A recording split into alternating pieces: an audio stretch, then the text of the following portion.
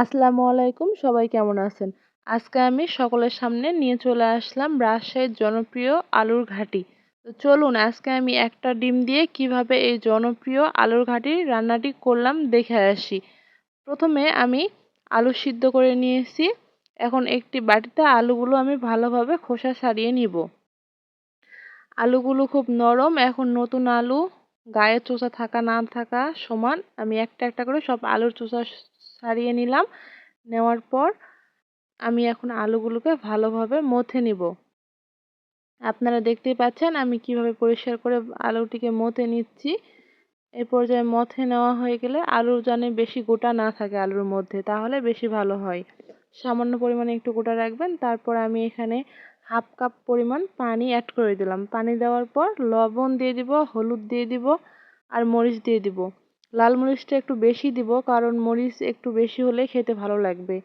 তারপর এটি আমি রেস্টে রেখে দিব 5 থেকে 10 মিনিটের জন্য ঢাকনা দিয়ে ঢেকে, যাতে এর মধ্যে সব মশলাগুলো ভালোভাবে ঢুকতে পারে। তারপর একটি বাটিতে আমি একটি বাটি নিয়ে নিব, বাটির মধ্যে একটি ডিম ফাটিয়ে নিব। ডিম ফাটার পর এর মধ্যে দিয়ে দিব লবণ 1 চিমটি, দিয়ে দিব কাঁচা পেঁয়াজ কুচি আর দিয়ে দিব কাঁচা মরিচ কুচি। আর কালারের জন্য আপনারা অবশ্যই একটু হলুদ দিয়ে দিবেন। তারপর ভালোভাবে ডিমটিকে নাড়িয়ে নিব। তারপর একটি প্যানের মধ্যে তেল গরম হয়ে আসার আগ পর্যন্ত, তেল গরম হয়ে আসলে এর মধ্যে আমরা ডিমটিকে ছেড়ে দিব। ডিমটিকে ছাড়ার পর আমি ভাবতেছিলাম কিভাবে একটা ডিমকে কত বড় করা যায়। আমি ঘুরিয়ে ঘুরিয়ে নিচ্ছিলাম, আর খুব ভয় লাগতেছিল ডিমটা নষ্ট হয়ে যাবে কিনা। তারপর না, হয়নি, ভালোই হয়েছে। আমি সুন্দর করে চারকোনা করে ডিমটাকে নিয়েছি। দেখেন, এই যে আপনাদের দেখাচ্ছি। ডিমটাকে আমি এখন ভাগ করে একটা অন্য সাইডে নিয়ে নিব।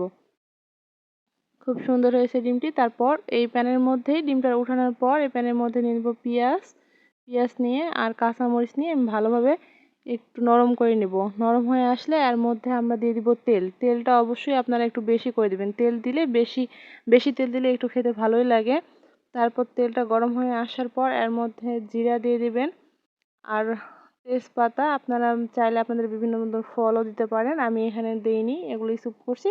তারপরে এই রেস্টে রাখা আলুগুলো আমি এখানে ভালোভাবে জলের সঙ্গে মিশানো হয়ে গেছে। এখন এগুলোকে আমি ঢেলে দিব। ঢেলে দেওয়া হয়ে গেলে আমি ছল্লা দিয়ে একটু নাড়ানাড়ি করে নিব, আলুর দলাটা একটু ভাঙিয়ে নিব।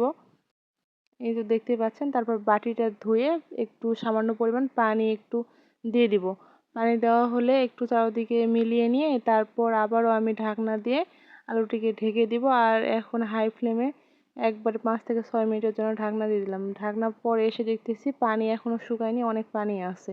আবারও কিছুক্ষণের জন্য রেখে আবার এসে দেখলাম এই পর্যায়ে আটার মতো হয়ে আসছে। এখন দিলাম টমেটো কুচি আর 4টা ডিম হয়েছিল। এই ডিমগুলো দেওয়ার পর আমি পানি দিয়ে দিলাম। আপনারা আপনাদের যতটুকু পরিমাণ ঝোল রাখবেন অতটুকু পানি দিবেন। পানি দেওয়া হলে এই পর্যায়ে এসে লবণ না হলে আপনারা লবণও দিয়ে দিবেন। দিয়ে আমি ঢাকনা দিয়ে ঢেকে দিলাম। ঢাকনা দিয়ে ঢাকার পর 2 মিনিট উঠানোর পর দেখতেছি সাদা ফ্যান হয়ে আছে। এই পর্যায়ে বুঝবেন এখনো হয়নি। তারপর এই পর্যায়ে দেখবেন বুঝবেন যে হয়ে গেছে, কারণ এখানে সাদা ফ্যান নাই।